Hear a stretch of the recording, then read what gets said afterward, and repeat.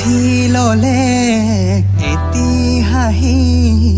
বৰ ভাল তোমাক দেখি অ মোৰ মনৰ ৰাণী এপিয়লা মৰম দিয়া ডুবি যাও মৰম নদী বুজি পাও চকুৰ পানী অকলে আহিবা জলি লব পাবানে আহৰি কথা দিয়া ময়ো জুৰি অ মোৰ সপোন ৰাণী